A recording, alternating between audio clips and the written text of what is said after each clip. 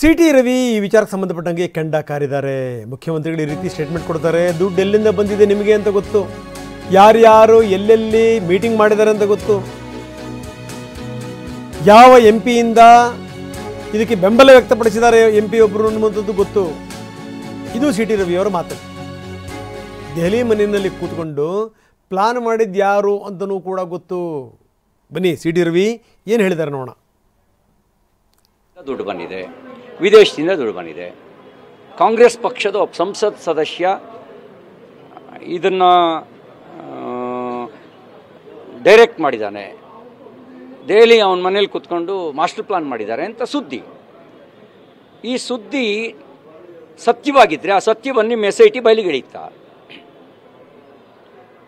ಅವಾಗ ನಿಮ್ಮ ಕೈ ಕಟ್ಟಾಕತ್ತೆ.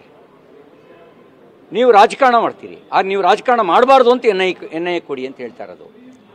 ನಮ್ಮ ಪೊಲೀಸರ ಮೇಲೆ ವಿಶ್ವಾಸ ಇಲ್ಲ ಅಂತಲ್ಲ, ನಮ್ಮ ಪೊಲೀಸರ ಮೇಲೆ ನಮಗೆ ವಿಶ್ವಾಸ ಇದೆ. ನಿಮ್ಮ ಪಾರ್ಟಿ ರಾಜಕಾರಣ ಮಾಡಬಾರ್ದಲ್ಲ, ಅದಕ್ಕೆ NIA ಕೊಡಿ ಅಂತ ಹೇಳ್ತಾ ಇದ್ದೀವಿ. ಚೆನ್ನೈಯಿಂದ ದುಡ್ಡು ಬಂದಿದೆ, ವಿದೇಶದಿಂದ ದುಡ್ಡು ಬಂದಿದೆ. ಕಾಂಗ್ರೆಸ್ ಪಕ್ಷದ ಒಬ್ಬ ಸಂಸತ್ ಸದಸ್ಯ ಇದನ್ನು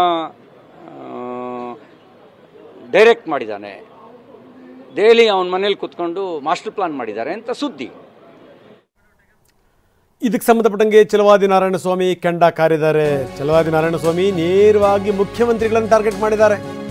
ಮೊದಲು ಕಾಂಗ್ರೆಸ್ ಪಕ್ಷಕ್ಕೆ ಎಲ್ಲಿಂದ ದುಡ್ಡು ಬಂತು ಅದನ್ನು ಹೇಳಿ, ನಿಮಗೆ ಯಾರು ದುಡ್ಡು ಕೊಟ್ಟರು? ಜವಾಬ್ದಾರಿ ಸ್ಥಾನದಲ್ಲಿರುವಂಥವರು ಈ ರೀತಿ ಸ್ಟೇಟ್ಮೆಂಟ್ ಕೊಡ್ತಾರ? ಕಾಂಗ್ರೆಸ್ ಏನು ಹೊಲದಲ್ಲಿ ಹೋಗಿ ದುಡಿಮೆ ಮಾಡುತ್ತಾ ದುಡ್ಡು ಬರೋಕ್ಕೆ? ಒಬ್ಬ CM ಈ ರೀತಿ ಸ್ಟೇಟ್ಮೆಂಟ್ ಕೊಡ್ತಾರೆ ಅಂದ್ರೆ ಏನು ಅರ್ಥ? ನಾಚಿಕೆ ಮಾನ ಮರ್ಯಾದೆ ಇಲ್ಲದವ್ರ ರೀತಿಯಲ್ಲ ಮಾತಾಡ್ತಾರೆ. ಇದು ನಿಮ್ಮ ದಿವಾಳಿತನ ತೋರಿಸುತ್ತೆ ಅಂತಾರೆ ಬಿಜೆಪಿ ನಾಯಕ. ಮುಖ್ಯಮಂತ್ರಿಗಳೊಬ್ಬರು ಈ ರೀತಿ ಮಾತಾಡ್ತಾರಂದ್ರೆ ಒಂದು ರೀತಿಯ ನಾಚಿಕೆ ಮಾನ ಮರ್ಯಾದೆ ಇಲ್ಲದೆ ಮಾತಾಡ್ತಕ್ಕಂಥ ಮಾತುಗಳಿವು. ಒಂದು ರಾಜಕೀಯ ಪಕ್ಷಕ್ಕೆ ಎಲ್ಲಿಂದ ಹಣ ಬರ್ತದೆ? ಕಾಂಗ್ರೆಸ್ಗೆ ಎಲ್ಲಿಂದ ಹಣ ಬರ್ತದೆ? ಕಾಂಗ್ರೆಸ್ ಏನು ಹೋಗಿ ಹೊಲದಲ್ಲಿ ದುಡಿತದ? ಹಾಗೇನೆ BJPಯು ಕೂಡ ಕಾರ್ಯಕರ್ತರು ಕೊಡ್ತಕ್ಕಂಥ ಸದಸ್ಯತ್ವದ ಹಣ ಇರ್ಬೋದು, ದೇಣಿಗೆ ಹಣ ಇರ್ಬೋದು, ಅಂಥದ್ರಲ್ಲಿ ಎಲ್ಲ ಪಕ್ಷಗಳು ನಡೀತಕ್ಕಂಥದ್ದು. ಇದನ್ನು ಈ ರೀತಿ ಮುಖ್ಯಮಂತ್ರಿಗಳಾದವರು ಈ ರೀತಿ ಮಾತಾಡಿದರೆ ಇದು ಒಂದು ಖೇದಕರ ಸಂಗತಿ. ಅವರ ಇದು ಏನೋ ದಿವಾಳಿತನವನ್ನು ಇದು ಎತ್ತಿ ತೋರಿಸ್ತದೆ ಅಂತ ನನಗಂತೂ ಅನಿಸ್ತದೆ.